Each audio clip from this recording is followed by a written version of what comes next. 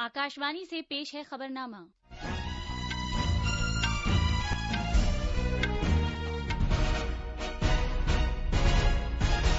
आदाब। खबरनामे के साथ मैं आसिया मैमूना। पहले इस वक्त की अहम खबरें। उत्तर प्रदेश में असेंबली चुनाव के छठे मरहले में 56% से ज्यादा पोलिंग रिकॉर्ड की गई। मणिपुर में कल असेंबली चुनाव के दूसरे और आखिरी मरहले के लिए वोट डाले जाएंगे। वजीर आजम नरेंद्र मोदी ने कहा है कि क्वैत की तवज्जो भारत बहरुलकाहिल खित्ते में अमन, इस्तेहकाम और खुशहाली को फरोग देने पर मरकूज रहनी चाहिए। उन्होंने रूस यूक्रेन जंग के पेश नजर मुज़ाकरात और सिफारतकारी की जरूरत पर भी जोर दिया। वजीर आजम ने उन तलबा के साथ बातचीत की जो यूक्रेन से वापस आए हैं। वजारत दिफा ने मशरकी यूक्रेन के शहर खार्किव में फंसे भारतीय शहरियों के लिए एडवाइजरी जारी की है।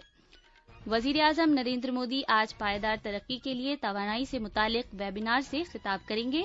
और क्रिकेट में आज मोहाली में भारत और श्रीलंका के दरमियान पहला टेस्ट मैच खेला जाएगा।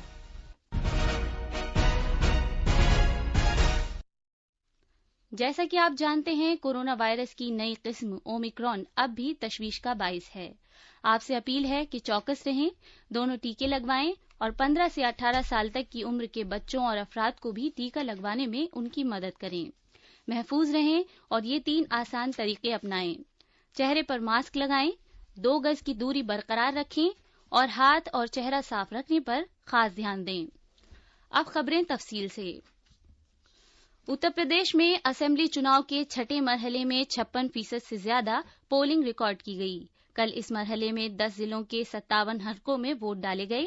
जिन जिलों में पोलिंग हुई उनमें बलिया, बलरामपुर, सिद्धार्थनगर, बस्ती, संत कबीर नगर, अम्बेडकर नगर, महाराजगंज, कुशीनगर, गोरखपुर और देवरिया शामिल हैं। इस मरहले में 600 खवातीन समेत कुल 676 उम्मीदवारों की सियासी किस्मत का फैसला होगा। उत्तर प्रदेश में असेंबली चुनाव के लिए इंतखाबी मुहिम अपने आखिरी मरहले में पहुंच गई है। कल 7वें मरहले के लिए इंतखाबी मुहिम का आखिरी दिन होगा और सभी सियासी पार्टियों के चोटी के लीडर वाराणसी और आसपास के जिलों पर तवज्जो मरकूज कर रहे हैं, जहां 7 मार्च को आखिरी मरहले के लिए वोट डाले जाएंगे। बीजेपी के सीनियर लीडर और वजीर आजम नरेंद्र मोदी 2 दिन के लिए वाराणसी में मौजूद रहेंगे, जहां वो रोड शो समेत चुनाव से मुतालिक मुख्तलिफ प्रोग्रामों में हिस्सा लेंगे। एक रिपोर्ट।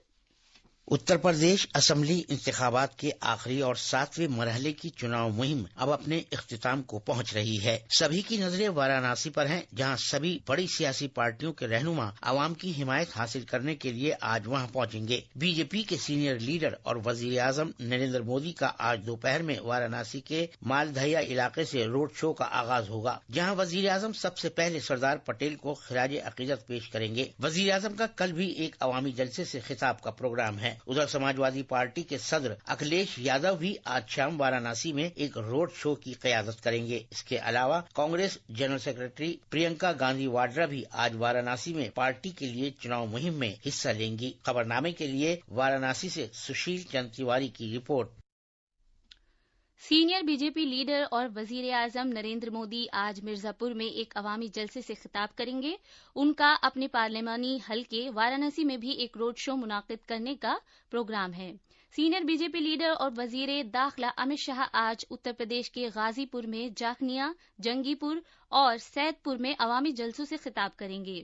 सीनियर बीजेपी लीडर और वजीर दिफा राजनाथ सिंह भी आज जौनपुर में चंदौली में अवामी जलसों से खिताब करेंगे। मणिपुर में असेंबली चुनाव के दूसरे और आखिरी मरहले के लिए कल वोट डाले जाएंगे। इस मरहले में 10 जिलों की 22 असेंबली नशिस्तों में वोटिंग होगी।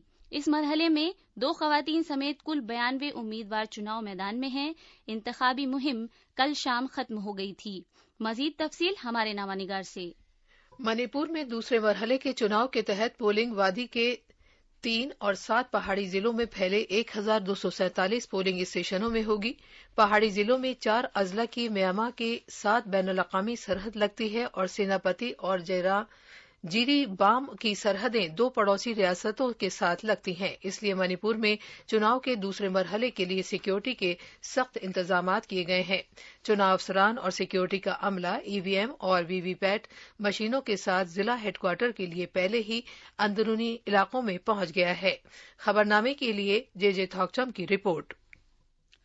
وزیر اعظم نریندر مودی نے امریکی صدر جو بائیڈن، آسٹریلیا کے وزیر اعظم اسکاٹ موریسن اور جاپان کے وزیر اعظم فومیو کشیدا کے ساتھ کویڈ لیڈروں کے ورچوئل سربراہ کانفرنس میں شرکت کی۔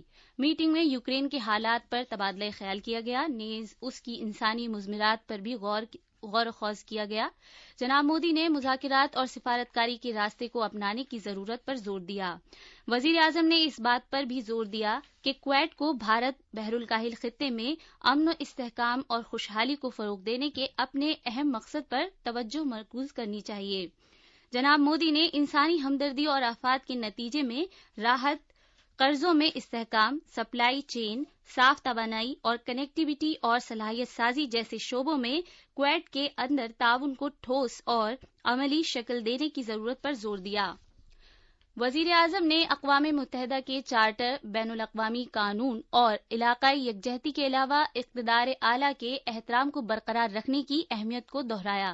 میٹنگ میں ستمبر 2021 کی کویت سمٹ کے بعد سے کویت کے اقدامات کے بارے میں پیش رفت کا جائزہ لیا گیا۔ لیڈروں نے اس سال کے آخر میں جاپان میں چوٹی کانفرنس کے ذریعے ٹھوس نتائج حاصل کرنے کے مقصد سے تعاون کو تیز کرنے پر اتفاق کیا۔ ان لیڈروں نے ایک دوسرے سے رابطہ بنائے رکھنے اور جاپان میں آئندہ لیڈروں کی چوٹی کانفرنس کے لیے ایک پرعزم ایجنڈے کے لیے کام کرنے پر بھی اتفاق کیا۔ وزیر اعظم نریندر مودی نے کل ان طلباء کے ساتھ بات چیت کی جو جنگ سے متاثر یوکرین سے وطن واپس آئے ہیں اور ان کا تعلق ان کے پارلیمانی حلقے وارانسی سے ہے۔ طلباء نے وزیر اعظم کو اپنے تجربات کے بارے میں آگاہ کیا۔ میں کلپنا کر سکتا ہوں کہ کس پرکار کی مانسک پرستھتی سے آپ کو گزرنا پڑا ہوگا۔ کٹھنائیوں کے بیچ بھی ہم ٹھیک سے ابھی ایویکویشن کر پا رہے ہیں۔ ہم لوگ تو امید بھی چھوڑ دیے تھے کہ واپس انڈیا جا پائیں گے، کیونکہ 2 مارچ کی ہم لوگ کی فلائٹ تھی جو کہ کینسل ہو گئی تھی۔ جب انڈین ایمبیسی اور گورنمنٹ ورک کیے تو ہم لوگ کو ایک نیا امید ملا کہ واپس انڈیا جا پائیں گے۔ All thanks to Indian government. I don't think کہ وداؤٹ انڈین گورنمنٹ ہیلپ ہم انڈیا واپس سیفلی آ پائیں۔ بارڈر کراس کرنے کے بعد انڈین ایمبیسی نے ہمیں بہت ہی سرکشت طریقے سے ہمارے کنٹری میں پہنچایا، تو میں ہمارے پردھان منتری نریندر مودی جی کا بہت ہی دھنیہ واد کہنا چاہوں گی کہ آپ نے مجھے میرے گھر تک سرکشت پہنچایا، اور مجھے وشواس ہے کہ اور بھی جو بچے پھنسے ہیں آپ انہیں بھی جلد سے جلد ان کے گھر پہنچا دیں گے۔ طلباء کا تعلق وارانسی کے علاوہ اتر پردیش کے کچھ دوسرے حصوں سے بھی ہے۔ وزیر اعظم نے طلباء کو یقین دلایا کہ حکومت یوکرین میں پھنسے ہر طالب علم کے تحفظ کے تئیں عہد بستہ ہے۔ وزیر اعظم نے کہا کہ طلباء کی بحفاظت واپسی کے لیے تمام کوششیں کی جا رہی ہیں۔ ان ساری سمسیاؤں کا سمادھان اسی میں ہے۔ اسی پرکار سے میں تو ابھی بھی مانتا ہوں کہ ہمارے دیش میں پہلے سے میڈیکل ایجوکیشن کی نیتیاں صحیح ہوتی تو آپ لوگوں کو باہر نہیں جانا پڑتا۔ کون ماں باپ چاہتے کہ اس چھوٹی عمر میں اکیلے بھیج دے؟ کوئی ماں باپ نہیں چاہتا، لیکن ہم لگے ہیں۔ دیکھیے پہلے قریب 300-400 کے بیچ میں ہمارے یہاں میڈیکل کالج تھی، اب ہم قریب 700 تک پہنچ گئے ہیں۔ ہر ضلع میں میڈیکل کالج کر رہے ہیں۔ پہلے ہمارے دیش میں کوئی 80-90 ہزار کے بیچ میں سیٹیں تھیں، اب پچھلے 5 سال میں ہم اس کو 1.5 لاکھ تک پہنچا دیا ہے۔ یو پی میں بھی نئے 2100 ودیارتھیوں کے لیے سیٹیں بنائی ہیں۔ یہ خبرنامہ آکاش وانی سے نشر کیا جا رہا ہے۔ وزارت دفاع نے یوکرین کے خارکیف میں بھارتی باشندوں کے لیے ایک ایڈوائزری جاری کی ہے اور ان سے ذہنی طور پر چاق و چوبند اور یکجا رہنے اور بھارتی باشندوں کے ساتھ معلومات کا تبادلہ خیال کرنے کے لیے کہا گیا ہے۔ اس میں بھارتی باشندوں سے 10 بھارتی طلباء کے چھوٹے گروپ اور دستے تشکیل دینے اور اس کے اندر ایک جوڑی بنانے کے لیے کہا گیا ہے۔ ان کی موجودگی اور وہ کہاں پر ہیں کے بارے میں ان کے دوستوں یا چھوٹے گروپ رابطہ کار کو ہمیشہ پتہ ہونا چاہیے۔ ایڈوائزری میں بھارتی طلباء سے 24 گھنٹے اپنے ہاتھ میں ضروری اشیاء کی ایک چھوٹی کٹ تیار رکھنے، نیز لہرانے کے لیے ایک سفید پرچم یا کپڑا ساتھ رکھنے کے لیے کہا گیا ہے۔ ان سے ہر وقت اپنے بنکروں، تہخانوں یا پناہ گاہوں سے باہر آنے سے گریز کرنے کی بات کہی گئی ہے۔ انہیں اندرون شہر یا بھیڑ بھاڑ والے علاقوں میں نہ جانا چاہیے اور نہ ہی مقامی احتجاجیوں میں شامل ہونا چاہیے. انہیں سوشل میڈیا پر بیان بازی سے باز رہنا چاہیے. وزارت خارجہ کی جانب سے جاری کی گئی ایڈوائزری کے بعد سے تقریباً 18,000 بھارتی یوکرین واپس آئے ہیں. کل شام نئی دلی میں میڈیا کے افراد سے بات کرتے ہوئے وزارت خارجہ کے ترجمان ارندم باگچی نے کہا ہے کہ بھارتی شہریوں کی بحفاظت واپسی کے لیے آپریشن گنگا کی رفتار کو تیز کرنے کی کوشش جاری ہے. 15 flights landed in India, bringing back more than 3,000 Indians. With this, it takes the total number of flights under Operation Ganga to 30. So we have brought back around 6,400 Indian citizens. During the next 24 hours, 18 flights have been scheduled. Of these, 3 would be Indian Air Force C-17 flights, and the other flights are commercial, Air India, Indigo, SpiceJet, and Go First or Go Air. In terms of the departure points from Europe, there will be 7 flights from Bucharest, 5 from Budapest, 3 from Rzeszów in Poland, and 1 from Kosice in Slovak Republic. In addition, a new location has been identified near the Romanian border in the city of Suceava, from where 2 flights will be operated during the next 24 hours. 219 بھارتی باشندوں کو لے کر Indigo کی ایک خصوصی پرواز Bucharest سے آج صبح سویرے نئی دلی پہنچی. زراعت کے وزیر مملکت کیلاش چودھری نے ہوائی اڈے پر ان کا خیر مقدم کیا. یوکرین سے 219 بھارتی باشندوں کے ساتھ ایک اور پرواز بھی بخارسٹ سے آج صبح سویرے پہنچی ہے. داخلی امور کے وزیر مملکت نشت پرمانک نے ہوائی اڈے پر ان کا استقبال کیا. وزیر اعظم نریندر مودی آج پائیدار ترقی کے لیے توانائی پر ایک ویبینار سے خطاب کریں گے. 2022 کے مرکزی بجٹ اعلانات کے مؤثر اور تیزی سے نفاذ کو آسان بنانے کے لیے بھارت سرکار مختلف کلیدی شعبوں میں ویبینارز کے سلسلوں کا انعقاد کر رہی ہے. اس سیریز کے علاوہ بجلی، پیٹرولیم اور قدرتی گیس، نئی اور قابل تجدید توانائی، کوئلہ، کانکنی، وزارت خارجہ اور ماحولیات، جنگلات اور آب و ہوا کی تبدیلی کی وزارتوں پر مشتمل وسائل سے متعلق سیکٹورل گروپ آج صبح 10 بجے پائیدار ترقی کے لیے توانائی پر ایک ویبینار کا اہتمام کر رہا ہے. بھارت میں کووڈ-19 ٹیکہ کاری کی تعداد 178 کروڑ 26 لاکھ سے زیادہ ہو گئی ہے. کل 21 لاکھ سے زیادہ ویکسین خوراک دی گئیں. صحت کے وزیر منسکھ مانڈویا نے کہا ہے کہ 97% بالغ آبادی کو کووڈ-19 سے بچاؤ کی خوراک دی جا چکی ہے. بھارت اور سری لنکا کے درمیان 2 ٹیسٹ میچوں کی سیریز کا پہلا میچ آج موہالی میں شروع ہوگا. بھارتی ٹیم کی قیادت روہت شرما کریں گے، جنہیں حال ہی میں فل ٹائم کپتان مقرر کیا گیا ہے. اب تک بھارت نے اپنی سرزمین پر سری لنکا کے خلاف 20 ٹیسٹ میچ کھیلے ہیں، جس میں بھارت کو 11 مرتبہ جیت حاصل ہوئی ہے، جبکہ باقی 9 میچ ہار جیت کے بغیر ختم ہوئے ہیں. سری لنکا نے ابھی تک بھارت کی سرزمین پر کوئی ٹیسٹ میچ نہیں جیتا ہے. دوسری دلچسپی کی بات یہ ہے کہ اگر بھارت کی ٹیم ایک میچ جیت لیتی ہے تو وہ واحد ایسی ٹیم بن جائے گی جو سری لنکا کے خلاف 21 ٹیسٹ میچ جیتنے کا ریکارڈ بنائے گی. یہ تھی خبریں. اب اخبارات کے آئینے کے ساتھ ہیں شبانہ رحمان. شکریہ آسیہ.